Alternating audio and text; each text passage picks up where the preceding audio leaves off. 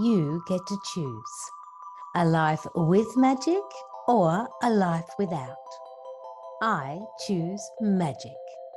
Hey there, it's Deb D, your host of You Are the Magic, the show that is supporting you in connecting to that magic within you.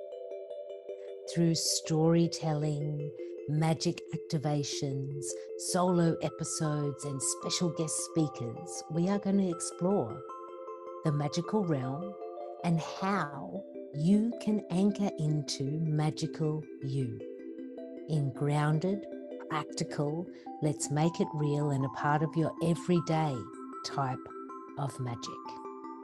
My intention and hope is that by listening to the episodes, you will access this magic inside you so that each day and in every breath, you anchor into that truth. Because it is true, my friend, you are the magic.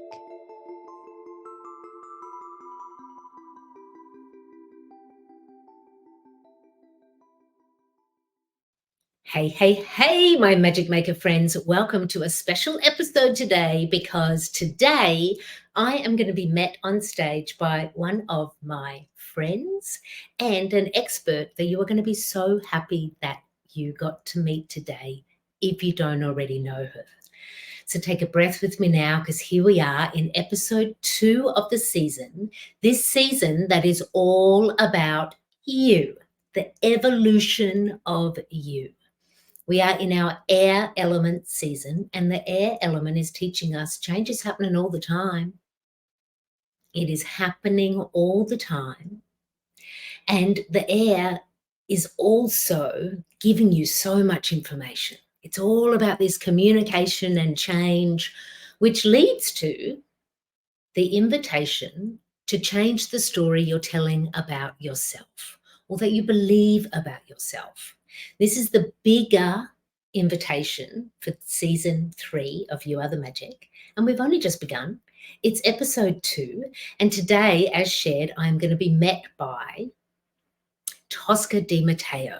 Tosca is many things, but one of the things that Tosca is an expert in inner critics. So Tosca's an author, a speaker, a transformational coach, a Wonder Woman, and one of my favorite things that stands out always when I connect and work and play with Tosca is the truth. Tosca is excellent at sharing the truth because it's generous, and it's also in its generosity able to unlock some things that are either in your mind or your heart. This has been my experience, and I know it's the experience of others who connect with Tosca. So I'm so excited that she is here today with me to unlock what is this truth about your inner critic and how is that messing with your magical mindset. It's our next step in the evolution of you story. So let's begin now, and I'm going to invite Tosca up onto the stage with me. Hey, hey, Tosca. Hello, hello. Welcome. Settle in, my friend. Now, Tosca, I want to tell you something that to me is absolutely delightful. You are the first woman to join me live for the podcast. I know, because last season, if you've been following along at home, I was met by Tammy and Haley, but due to time zone differences, we pre-recorded those episodes. So this is officially the first You Are the Magic. I've got a guest with me live. Hello, look at us being trailblazers again. I love it. Yeah. So everyone, the women who I invite onto the You Are the Magic stage with me are women who I have identified as somebody who is in their big life and making the magic happen. So Tosca, that's you in your big life, making the magic happen. So let's begin with you sharing with us what is the magic that you create and sprinkle in the world. Well, first, thank you for having me and for your beautiful introduction. And I just love that you see me as a truth teller, because what I do is I help people see the truth of what needs to be resolved, what needs to be kind of worked through and moved in terms of their own obstacles that are getting in the way of finding true fulfillment, true contentment, true inner peace. And it's often in the realm of frustration and feeling stuck in their career. That's usually the way in that I do that truth telling and holding space for people to really deal with unresolved history and old narratives that are no longer serving them. Mm-hmm. And so, my friends, can you already see how this work is a beautiful match to the evolution of you and the story that you tell about yourself, which is the playground of today. So, Tosca, I'm so pleased that you're here because, yes, you do all of that. And we're going to do that together in this episode so that we can all get jiggy with where we're at, because we're talking about the truth around our inner critics. Can you share with us, how do you describe or define inner critic? Because I want to just start there, because I know for me, sometimes I'm like, is that the inner critic, or is that my inner child, or is that a mindset thing? And I think it can all get a little bit too much in actually defining, what am I working on right now? Because I want us to be able to be clear on, we're working on our beautiful magical lives, and today it's the truth about this inner critic. So what is the inner critic? Yeah, thank you for asking that question. And there are a lot of legs to this. So I will keep it to like the simple core and just know that it's more expansive than probably what I'm going to describe, just to keep it in that clear, tight description kind of that you're looking for. Mm.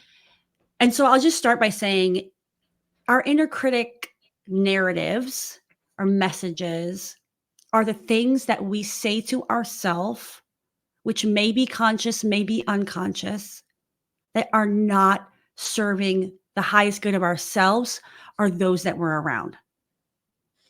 So it can also be a feeling and not necessarily a thing here in your head. When it does come through in terms of messages that you're telling yourself, it can sound like you shouldn't have the fries, you're trying to lose weight, you shouldn't do that. The word should is a great indication that your inner critic is alive and well in your body. Mm-hmm. The inner critic narrative also often starts with you need to go to the gym, or you need to be on social media 3 times a day if you want your business to be successful. It can also sound like limiting beliefs. You're never going to hit a 6-figure salary, like not going to happen. And the key word in that sentence where it's inner critic is it's very absolute and it's predictive. Like never is very like, what do you mean? Like, how do we know? And that's the biggest indication, is that your inner critic narrative is telling you a lie. And often our inner critic voice is filling in the gaps of a story that we actually don't know the truth of, because this is what we do as humans. We try to understand and comprehend the world. And so let's fill in the gaps. It's like, it might sound like, I haven't heard back from the interview in like 3 weeks. I didn't get the job. And you have actually no idea if that's the truth. You're just filling in the gap of explaining why you haven't heard from them in 3 weeks. That's an inner critic narrative. It's not serving you to think that way and to be in the energy of you got the rejection. So that's just, I'll pause there and see if that kind of makes sense. Let me tell you what's making sense to me is how many opportunities the inner critic has to get in there. Absolutely. Those little things like what I choose to eat, how's my career or my business going, what's happening in my relationship. It's like an open playground for that inner critic. right? There's so many opportunities in our day. And I agree in that it can be that thought or the feeling, because I think sometimes we do spend a lot of time in, it's all about the mindset. But those who know me know that I am a big believer in we feel it first and then we create the thought. And I think that there's some of that connection that I've learned from you, Tosca, around this inner critic work around we get a certain feeling in our life about whether we're unsafe or whether we're allowed, or so many feelings. We've got so many feelings, people. We're human. And so, Tosca, to give us like a bigger playground with you, so as you're our guide today, can you share with us a story that's with you now, or you feel that you want to share around an inner critic narrative that has impacted you or is impacting you? Yeah, I mean, this is I have so many to choose from, right? So getting that question is like, what's popping up? And right now, what's popping up is growing up, I was around women that had very poor self-body image beliefs. Very much, if I looked like this, I would be happy type of messaging. And I received that messaging from my earliest memories of being able to absorb that kind of message.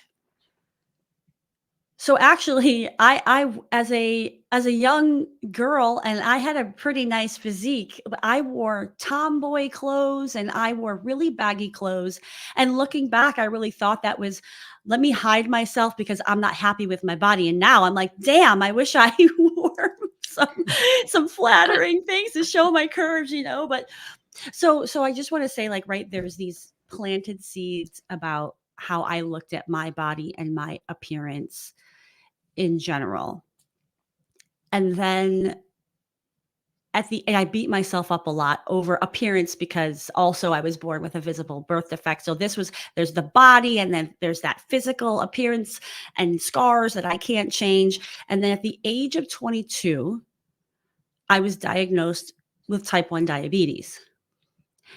Wow. And yeah, and this was on the heels of I had finished my last surgeries. I got my braces off at the age of 21. Like, I was ready for the next amazing phase of my life. I was ready to be happy, Yeah. and Yeah. so I remember the very first thoughts that I had and feelings that I had is like, what have I done to deserve this? Like, I blamed myself, or I looked at it like, somebody in the clouds is trying to tell me something about what I'm not doing, my not enoughness. And it was devastating because I was like, wait, I had to deal with this whole other thing my entire life. And now you're dropping this new thing, which is like, I love food. I have, Italian runs in my blood, like pasta, carbs. I mean, garlic bread, hello, right? And so for a long time, I would give myself stories about like, well, I guess I'm not supposed, and I guess I'm not supposed to enjoy this life. Like, I guess this is just supposed to be a hard life for me. And this sucks. And that really moved into the inner critic around being completely just harsh about everything I put into my body, because with diabetes, with type 1, there's certain things that you need to do for your health. And my inner critic it was another way to beat myself up.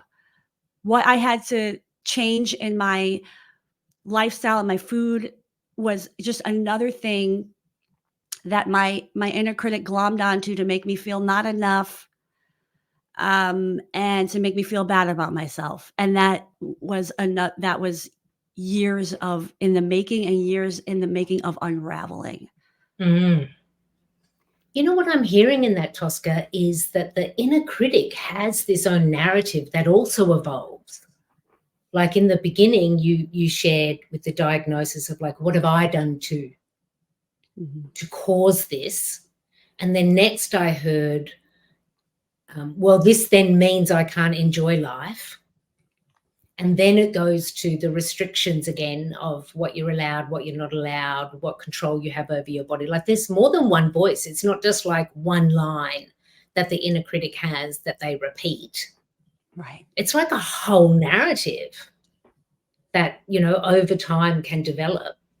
So I'm sure that there's narratives. I'm sure that I have narratives and other people have narratives, conscious or unconscious, that have been playing there for years. Wow. Yeah. Yeah. Those narratives can be dynamic, they can shift, and as we're doing the work, they can also become more sneaky in terms of how they get through to you. And sometimes you don't even realize, like, ooh, that was the, you know, that was like the other day I was kind of having a celebratory meal. I had a friend in town and we went, and like, it's a place where, like, if I'm going to choose pasta, this is the place where I choose the pasta because it's homemade and it's all the things, you know? And then the inner critic was coming in like, you really shouldn't do that. And it's like, but I can, and I know my limits, and I get to choose, and I get to be smart, and like the full version of myself knows, you know, how to manage it and where I want to make my choices. And so it was there, and it made me feel bad as I was looking at the menu. Maybe I should do the fish.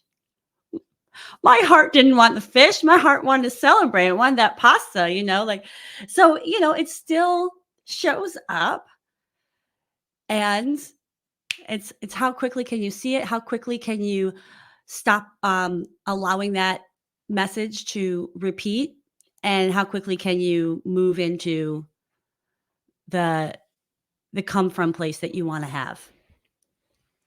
Yeah. So it sounds to me like there is not only an unraveling of the inner critic, because I think the narrative are like tentacles, you know, that can kind of like grip parts of our personalities or parts of our expression and like untangling them. And am I right in saying that it's not only the untangling and the becoming aware, it's also maintaining this sense of what is my relationship with this inner critic? It is what is this relationship? What do I want it to be? And being intentional about what is actually a stronger desire that you have.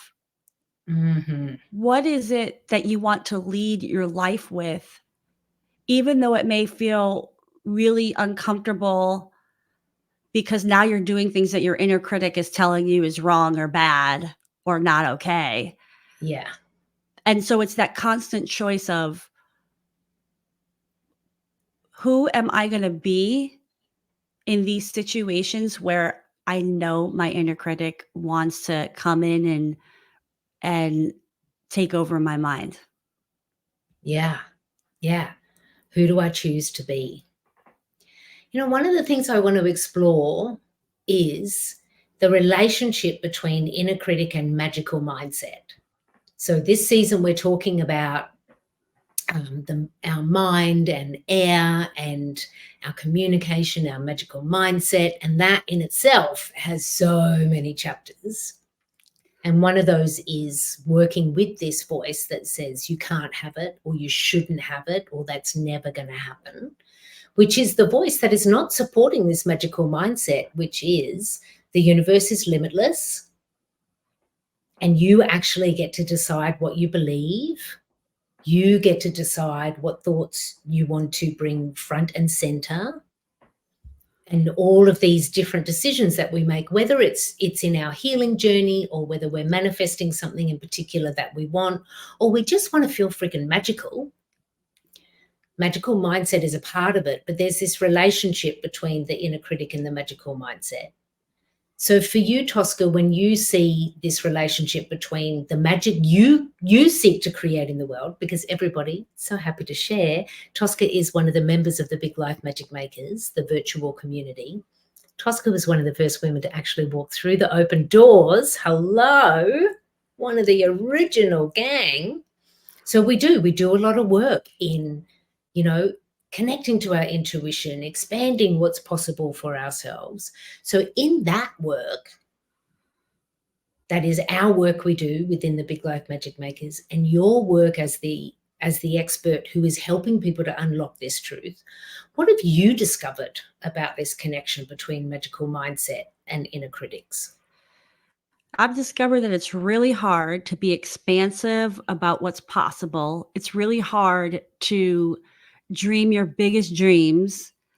It's really hard to allow for receiving of what is meant for you and what you are calling in your life if you are getting in your own way with the muckety muck that you are telling yourself day in and day out, and that you've embodied in your cellular level, like this is who I am or this is what I believe, when the truth is not that. Because the truth of what you believe is for yourself, what's possible, what you believe about the world, about all the things, is buried underneath these messages that Mhm.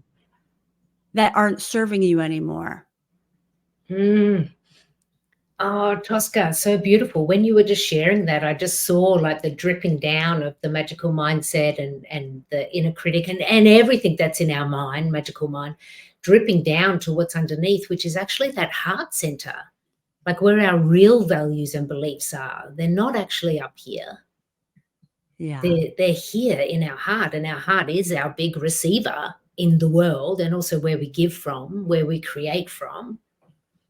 Wow, that was a really beautiful image. I hope anyone else here listening or watching got that image as well, of just like the what's underneath it. And what's underneath it here is actually our heart space, which is the seat of our soul.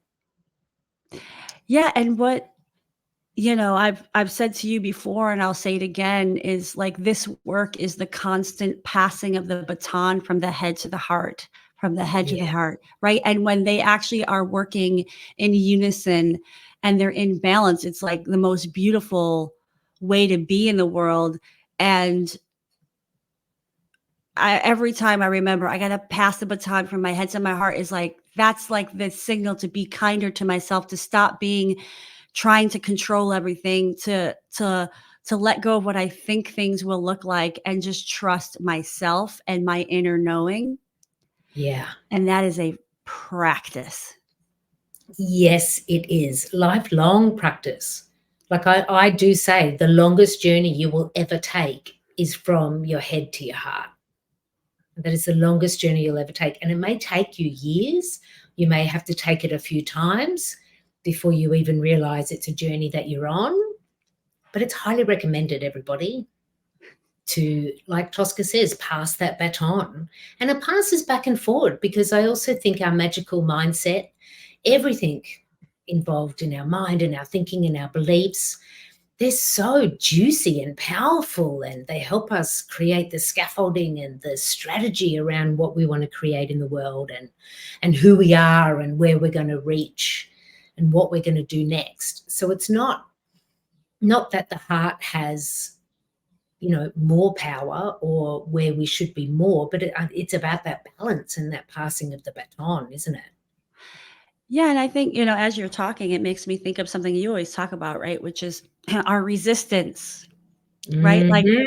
and oftentimes that resistance comes from our mind. And, it can be really hard to open up to things, like to tools that we have to tap into our heart, like meditation, and other modalities like that, because we're giving ourselves stories about what's going to work, what's not going to work, versus what if I just continue to try these new things, insert whatever that is for you, and Mhm. not abandon ship after the first or the second try because it didn't quote unquote work. Yes. That's this work. This work is being committed to experimenting with something new, because the new thing doesn't usually work on the first try. The new thing takes time. It takes time to get out of your monkey mind and to receive something different and new that isn't a logical piece of data. And so yeah, the resistance, right, that we create is a block to the magic. Yeah. And I think the resistance is best buddies with the inner critic.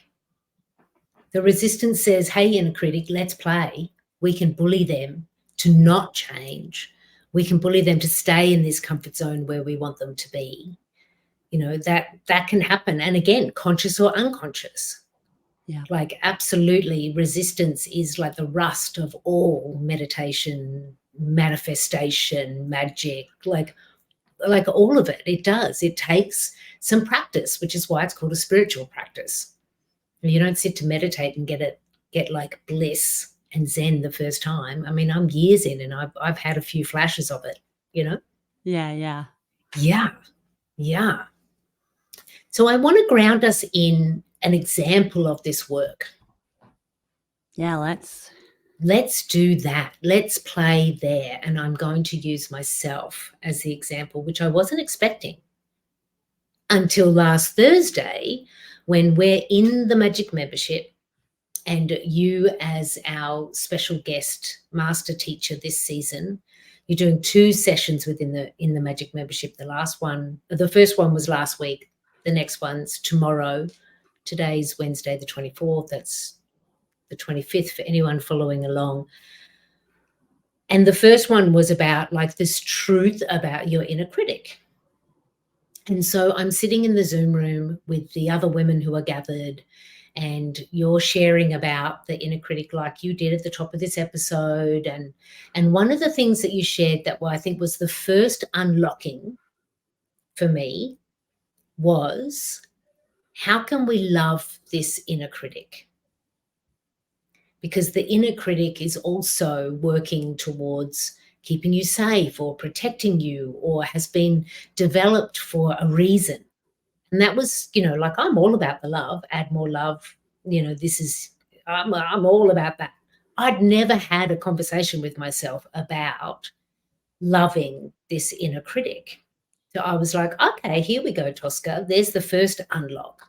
So before we go further into my story, and just spoiler alert, everyone, I had a major aha in this session, which we're getting to.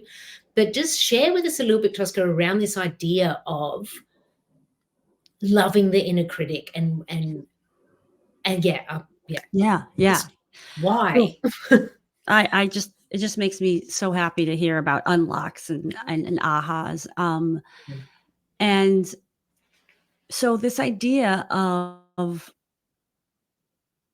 being on the path of being our own best friend and living our biggest life, part of that is, how do we love all the parts of ourselves? How do we come into acceptance of all the parts of ourselves? And that is no different in considering the inner critics within us.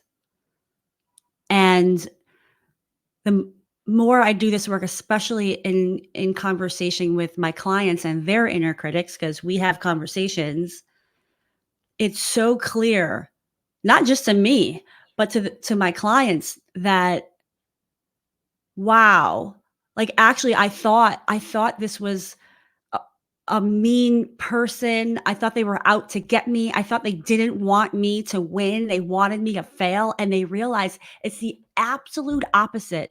That part of us was developed at a time when we needed to find a way to get the love, the shelter, the food, the belonging, our basic needs met. And in order to do that, it was giving us these messages to keep us safe from whatever, the disappointment. It might be physical safety, all the things. And we just never, that part of us kind of never grew up or developed other tools. It just kind of stayed there and had very limited tools to help you to see what was going to serve you, because it was probably DEFCON 4 at the time. It was like, we're powerful beings. We're there for survival. We're here. We just want to keep surviving, right? And then we have to move. My dog is howling. Like, this is okay. If that's not an indication, Is the punctuation of it. Go, can you Sienna. hear it? Can you hear her Yeah. howl? Oh my Yeah, God. it's just echoing in the background, but it's Oh, beautiful. it It's gives me giving us kind of chills. like, the Hollywood moment. I love it. Yeah, and like, well, it's like the sirens going off, right? The sirens going off of like, what what is it now that I need? What does Mm, that part of me now need? What is mm, it I need to honor to move forward and out of that survival mentality? Because mm. I'm no longer 7 or 10 or even 20, whatever, wherever this started, and then build strength over time. Um, that's why we have to love it, because it was formed for us. Mm, It just kind of never got the memo. And so we've got to now create our boundary with it and give it the memo that, like, love you, girl, but I got big plans, and I don't yeah, need you to keep me safe anymore. I don't yeah, need you to protect me from disappointment. yeah. And love you, evolve with me. Yeah. Like you're not a part of me to be banished or punished. Like, Right. that was a big change for me, because I think sometimes when we're working in this work of like, that's how I used to be, before the evolution of me, it's seen as a bad part or a part of ourselves that we have to cut out or delete in order to be whole, in order to be the higher vibration or whatever words you want to put there. Instead of this embracing, it's actually a part of the spiral story of you. It's Yeah. all a part of you, and it's service to you, and you get to choose how you play with it. Like you were saying, like, where's that boundary? How are we going to interact or speak to this voice within us that says we can't or that's not allowed? So let's go to the next chapter in my story. So I'm in the middle of a bigger story for myself at the moment, which, spoiler alert, is about the evolution of me, which is partly why we're talking about it, because in the membership, in the podcast, because as a magic maker, I actively do the work that I teach. What channels through me is what I also share with the community, with my one-on-one clients, with everybody connecting to the podcast. And I've been working actually for months on a big activation for myself called Being Her. Being Her, and she is, to me, is the elevated version, the woman who is in the business that I know I want to create, that is within me, is in the magic making that I want, is in the marriage that I want, is, living within the abundant bank balance that I want. Like, I've been working across the board with different magic activations for months, and connecting with different people at different points, and it's been an amazing journey, and definitely got to this place where it feels like, oh wow, I am not working towards being her, I am actually her, which means, oh hello, new layer of what's going to resist now. Like, resistance got turned up in Mm. volume for me, which I was like, okay, I see your resistance, I see what you're going on there. And, so I'm aware of that. I'm working with that. And then Thursday, we go into the truth about your inner critic, and we're in the session, and you're talking about loving this part, and they're developed, at a certain age in a particular part of our lives to protect us. And I got this like, whoo, great open moment, because something I've been working with is this push pull tug of war that I have around being seen. Mm. Like, I don't I want to be seen, but do I really want to be seen? What does it mean to be seen? Why isn't this person in my life seeing me the way that I want to be seen? And, and all of that. And it's connected to how big I want Big Life Magic to be, and connected to so many threads of this activation in being her, allowing myself to be seen. And what I got in that is the middle child of 7, I had to work really hard at being seen. And the thing that makes it the aha is I'm in an amazingly loving family. I'm really close to my siblings. I felt love and care from my parents every step of the way. Like, I don't have these conscious stories that stick out that say, this happened then, Deborah, which is why this is how you feel about being seen. It was so deep and unconscious that when it came through and I was like, oh, that's my inner critic saying, you better work harder. You better work harder because they can't see you. They can't see you. Like, all of that tension and resistance that I had around being seen, which I initially was placing onto other people, saying to them, why aren't you seeing me? Or looking at particular stats or facts within my business. Why am I not being seen despite the fact that I'm working really hard? And then I had this moment of just like, oh, I have a voice that tells me if I want to be seen, I got to work really hard for it. And the next beat was, but I don't want to work hard. I want to allow. I want to do what I teach, which is this magical mindset of like, I'm safe to receive. The universe has my back. My dream that I want can be that and even bigger. So I sat in the Zoom room with you and the other women holding these two places of like, oh, there you are, little Deborah, who worked really hard at being seen and still feels like she needs to, because it's been a running narrative now for, I don't know, I'm 50, so what, 48 years, 47 years, I don't know. And then this other part of me, which is like, I know that that's not true. So Tosca, putting you in the hot seat right now, what's my next move? Oh, wow. What a beautiful realization. Mm-hmm. Always deepening, right? Like it's not even been a week, right? So it's deepening the awareness of where this shows up, because it's likely also connected to many facets of life, right? It's not just like, I believe I have to work hard for this in this environment, but it probably has other tentacles. So just continuing the awareness. And what question comes up for me is, what would support you in you seeing yourself fully? Snap, crackle, pop. Because that's also where I got to with the magical mindset. I was like, actually, the essence of this is seeing myself and seeing myself in the vibration that I want to be seen in.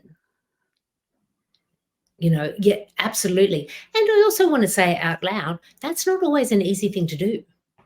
Oh, that's the hardest thing to do is to honor who you are, your truth in all your imperfections and all your glowy shiningness, and to say like, I've got it going on, to use your language, right? And to really believe that, and to say like, it is enough when it is enough that you can see yourself fully and clearly and know the truth of you.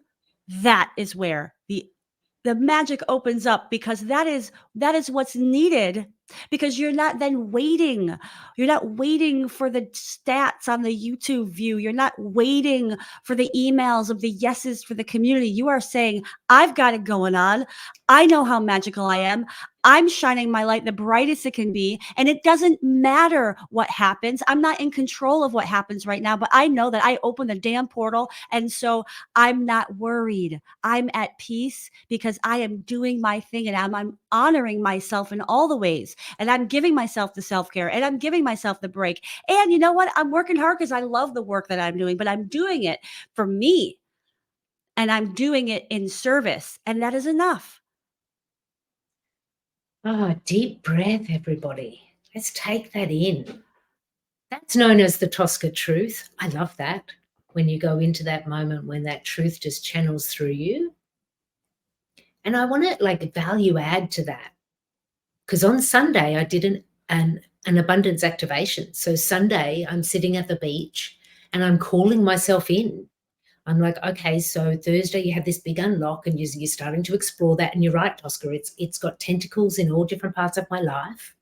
It's not just about my business. It's about my bank account, my marriage, I could go on and on, but everyone's picking up what I'm putting down. And then the Sunday activation is this invitation to being her. That's what I invited on Sunday. And so I was like, okay, well, check yourself, Deborah. Who are you being today in amongst all of this? Because you're the guide for the women tonight. And so I just allowed myself to put that story to the side for a minute. Just put the story to the side on the sand, and I allowed myself to be in the imagining of it's completely safe to be seen. I'm celebrated when I'm seen. I don't have to work really hard. I just work towards what I really want to work towards, what makes me feel good. And I just played there in my imagining, and I got the next layer of the aha, because my business suddenly came into vision for me much bigger than I had already been dreaming. And here's the beautiful thing in that vision, Tosca. There's different parts of the Big Life Magic vision, the big life magic vision. There's different parts of the vision that I'm not even working on. They're going to be manifest, but it's somebody else's job. I'm going to be employing people to be working on different parts of my business. And so it was this big, deep breath of like, oh, wow, I can have the dream. It's bigger than I thought.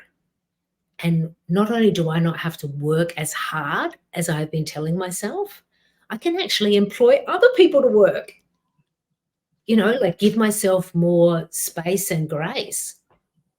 It was like never had I connected to my vision and also connected to it doesn't have to be hard. So I just want to say thank you.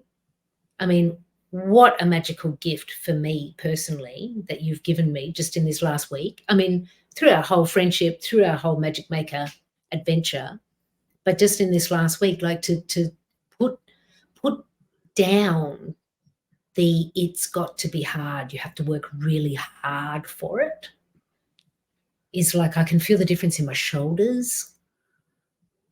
Like my hips relax, my solar plexus opens. Like it's such a gift, which is the work that you do, which is like helping people to unlock these narratives, which are messing with their magical mindset and messing with their lives. Well, I'm so stinking happy for you. I'm trying not to let me to throw more F-bombs, but you know what it makes me think of is early on in your supporting me as friend, as magical guide. I remember a reading that we had where it was like the hard way is over, right? I think I had an image in the back of me, which was like a washboard. I can't believe I remember this. I don't remember all this stuff, but I remember it was like, oh, because that was part of my story too. It has to be hard. It has to be, and I also come back to like, when I'm in that slog of it, like, let me just take a breath and it doesn't have to be this way. Like, I don't have to be in the forcing, but I say this to say this work is why it's so hard to do on our own. Yes. Because you saw it in me, right? And I'm like, and now you see it for you. Yeah. And yeah, so I Yeah. think that in these deep things that are so below the surface, they can rise to the surface when somebody else can be a witness as well. Yeah. And you obviously unlocked a lot on your own because you were making connections by what was saying, but and when we have mirrors, when we get asked deeper questions, when we go to other tentacles, it becomes even more powerful. Yeah, granted that, I have years of experience of knowing how do you work with this kind of thing, because I've worked with it with so many other people, and it's just like, oh, it's my turn.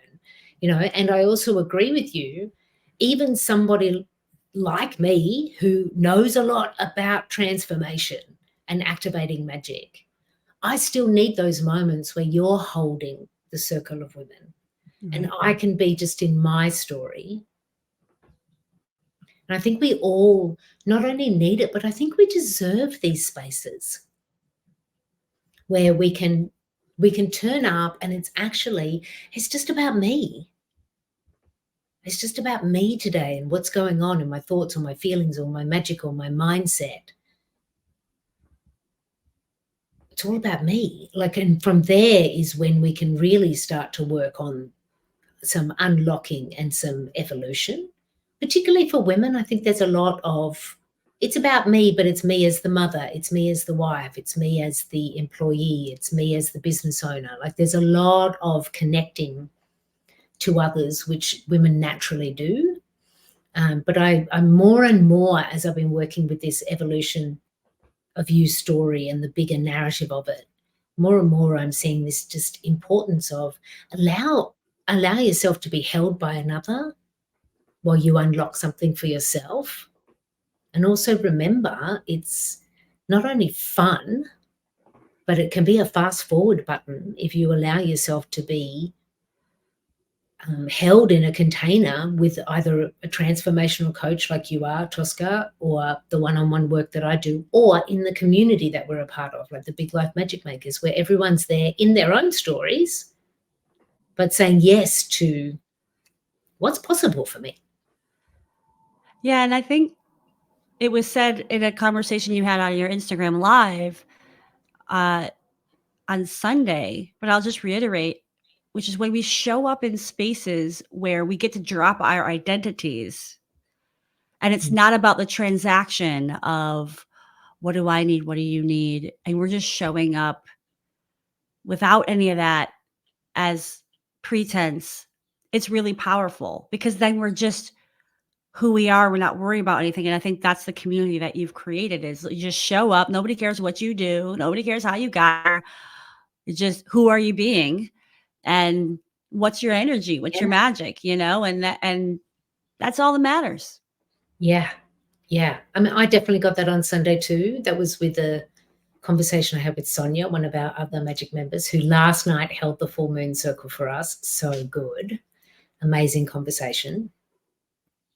Amazing sharing. So Tosca, it's clear that the inner critic is there. It's clear that the inner critic is actually not the enemy, but a part of us that we can find a new way to embrace, create new boundaries with, evolve in that narrative with. So now can you just share with people who might be listening or watching and they're thinking, I need a little bit of Tosca truth? Like, what are the ways that they can connect to you? They can reach out, visit coachtosca.com. I have my contact information there. It's real easy. And for more kind of my nuggets, they can follow the Unlock Lab podcast for hopefully more ahas and unlocks. And one of the things I feel like compelled to share as you're kind of recapping a little bit, right, is we are where we're meant to be always. And so the inner critic, right, that has been developed and has maybe dictated a little bit of our choices. It's all for a reason. And now the reason is, well, what else is possible, right? So I Mm. think it's also not about being in judgment or shame of like, oh my gosh, this has been happening all this time. Like for everybody watching and listening, I don't want that to be the narrative at all. It's like, okay, like now you see it. And also you can look at like, what good did that do in your life? Mhm. What lessons have you learned? And now you're just at the moment of your life where you're like, and I'm ready for a new chapter, a new story, or whatever. So, like, love where you are, love that that part of you taught you some things, and now love that you're ready for something new. Yes, the evolution of you. And love is the leader. You know, I'm loving that. So, my friends, if you are interested in connecting with Tosca, I highly recommend listening to the Unlock Lab. I often listen to Tosca while I'm walking the beach in the morning just to get those little unlock nuggets. Tosca is also a keynote speaker. So if you're listening and you're like, I've got an event coming up and my audience needs to hear some Tosca truth from the stage, I would be reaching out. In the show notes, you're going to see all the ways to connect with Tosca, and I highly encourage it. You can also stay connected with Big Life Magic. You've heard us talk about the virtual community. There's links below for that also. You know, the doors are always open. I welcome you to just walk through and see if being with us is going to help unlock something for you. Because, yeah, we do some magic, but really it's about awesome women connecting and saying, yes, I want a freaking magical life. I'm going to go for it. That's what the community is all about. So I just want to end in the way we end all episodes, Tosca, which is a dedication. And as a guest, you get to dedicate this episode to whatever or whoever you wish before we call this a wrap. Well, thank you for this opportunity. I would love to dedicate this to my mom, who has such strength and power. And just kind of a few weeks here before Mother's Day, just want to honor her and all she's done to support me in my journey. I love that.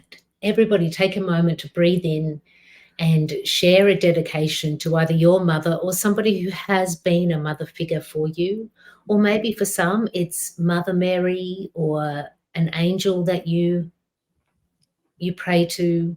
We all need a mother. It's where we all came from. What a beautiful dedication. Thank you, Tosca. Thank you for the chance. Yeah. My friends, woo, what an episode. Unlock. If something has unlocked, make sure you let Tosca and I know, because we love following the stories. And next week, I'm going to be back. It's just me. It's going to be me in a solo episode, and I am talking more about this magical mindset. So in episode 1, I spoke about the resistance. Today, Tosca and I have been talking about this inner critic. And next week, I'm going to talk more about what do we need to know about what's actually happening in our mind before we turn it into the direction, get the navigation towards magical mindset. So we're going to unlock some more, unravel some more, be up in the mind a little bit more before we step into that new story for us all, which is what I hope for you. So, my friends, take a big deep breath in now and smile. And know it to be true, because it is. That it's you, my friend. You are the magic.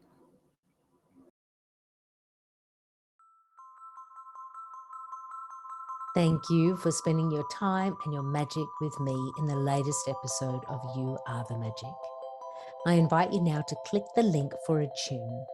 It's a 5-day intuition activation, which means over 5 days, you will receive an audio activation from me, which is going to support you in tuning your intuition, your magical insight, the magical language that lives within you and connects you to our divine, glorious universe. Because I believe it. If we are all connected to our intuition, then we're all in ease, fun, play in the magical realm, and that's where your big life magic lives. Other ways to stay connected to me and Big Life Magic is all available to you on the website, biglifemagic.com. There you'll find the links and information for the Big Life Magic Makers, our virtual community for women. You may choose to join the membership. We would be delighted to welcome you. Plus, there's more information about working one-on-one with me or joining a new moon circle, which is available every new moon, open to anyone across the globe who wishes to join us. There's so many ways that we can connect together and connect to your magic, and I invite you to say yes to that now. I'm also going to ask this. If this episode or this show has inspired you or changed anything in your world, I would deeply appreciate a review on the platform that you're watching or listening on. For I believe when we share and elevate each other, our magic expands. And this is what I wish for us all. So breathe it in now, my magical friend. Breathe it in and smile, for it's true. You, my friend, are the magic.